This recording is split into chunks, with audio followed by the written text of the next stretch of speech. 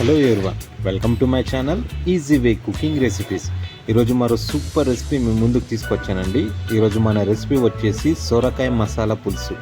ఇలాంటి రెసిపీ ఇప్పటివరకు మీరు యూట్యూబ్లో అసలు చూసుండరండి. చాలా బాగుంటుంది. తక్కువ ఇంగ్రీడియంట్స్తో సింపుల్గా చేసి చూపిస్తానండి. మీరు చేయండి, టేస్ట్ మాత్రం సూపర్గా ఉంటుందండి.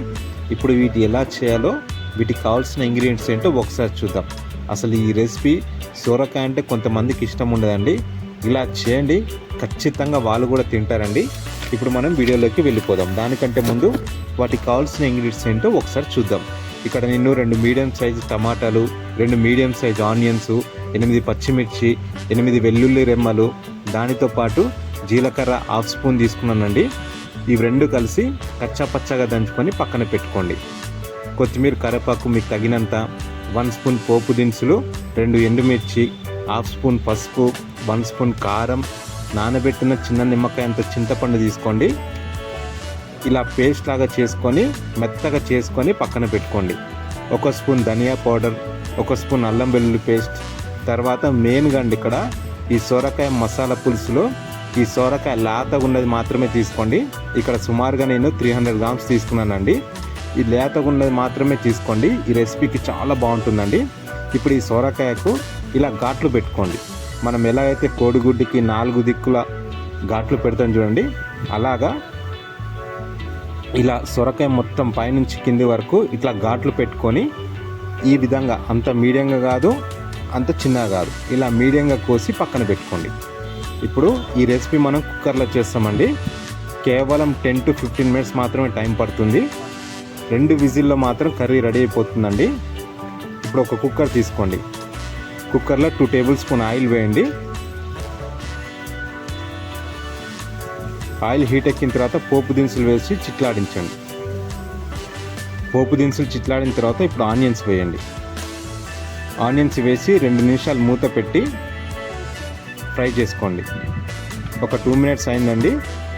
2 మినిట్స్ అయిన తర్వాత ఇప్పుడు పచ్చిమిర్చి, కరివేపాకు వేసుకొని మళ్ళీ 1 నిమిషం ఇలా కలుపుకోండి. దీంతోపాటు అల్లం వెల్లుల్లి పేస్ట్ కూడా వేయండి.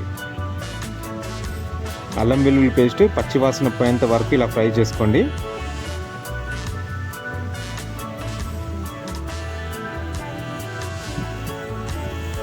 ఇలా పచ్చివాసన పోయిన తర్వాత ఇప్పుడు మనం కట్ చేసి పెట్టుకున్నాం కదా సొరకాయలు వేసుకోండి.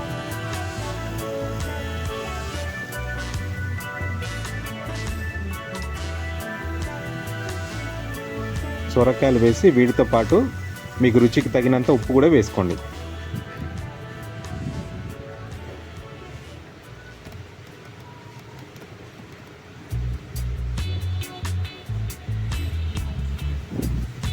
ఉప్పుతో పాటు పసుపు కూడా వేసుకొని ఇలా మొత్తం కలుపుకొని 1 నిమిషం అయిన తర్వాత ఇప్పుడు కారం, ధనియాల పొడి ఈ 2 కలిపి మళ్ళీ ఒకసారి కలపండి.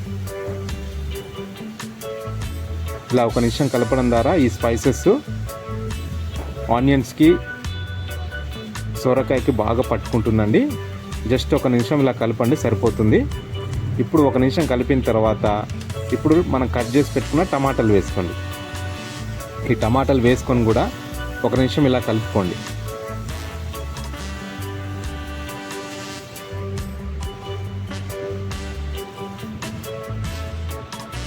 ఇలా మూత పెట్టుకొని టమాటాలు సాఫ్ట్గా అయ్యేంత వరకు సుమారుగా ఒక 2 నుంచి 3 నిమిషాలు టైం పడుతుందండి.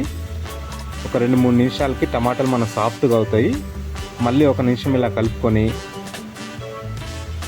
మనం కచ్చా పచ్చగా దంచుకున్నాం కదండి, వెల్లుల్లి ప్లస్ జీలకర్ర ఆ పేస్ట్ వేసేసేయండి ఇక్కడ. దీనివల్ల ఈ రెసిపీ ఇంకా చాలా టేస్ట్ వస్తుందండి.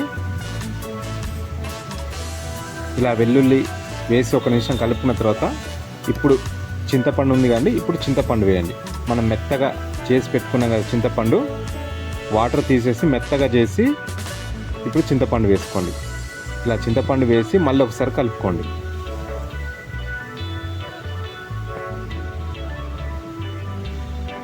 ఇలా కలుపుకున్న తర్వాత ఇప్పుడు సొరకాయ మునిగేంత వరకు వాటర్ పోసుకోండి. మ్యాక్సిమం ఇంకా 5 మినిట్స్లో రెసిపీ రెడీ అయిపోతుందండి. చాలా సింపుల్ రెసిపీ అండి. టేస్ట్ మాత్రం సూపర్గా ఉంటుంది. ఇవంతా మునిగేంత వరకు వాటర్ పోసుకొని ఇప్పుడు కొద్దిగా కొత్తిమీర వేసుకోండి. మిగతాది మనం లాస్ట్లో మళ్ళీ వేద్దాము. ఇప్పుడు కుక్కర్ మూత పెట్టుకొని 2 విజిల్ మీడియం ఫ్లేమ్లో పెట్టి మెత్తగా ఉడికించుకోండి. ఒక 2 విజిల్ సరిపోతుందండి. సొరకాయ ఆల్రెడీ మెత్తగా ఉంటుంది కాబట్టి ఎక్కువ విజిల్ పెట్టకండి.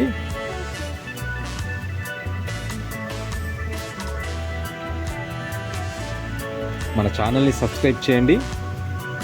మీకు ఏమైనా డౌట్స్ ఉంటే కామెంట్లో పెట్టండి. చాలా సింపుల్ రెసిపీస్ మన ఛానల్ ఉన్నాయండి. బెల్ బటన్ నొక్కండి. మేమేం రెసిపీస్ పెట్టినా మీకు నోటిఫికేషన్ వస్తుందండి.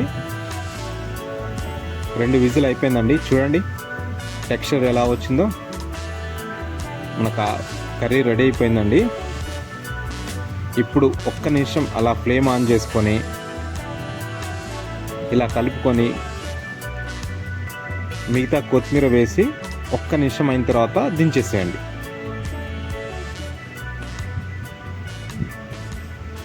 ఒకవేళ ఉప్పు ఇక్కడ చూసుకోండి, మీకు ఉప్పు తక్కువ ఉంటే ఉప్పు వేసుకోండి.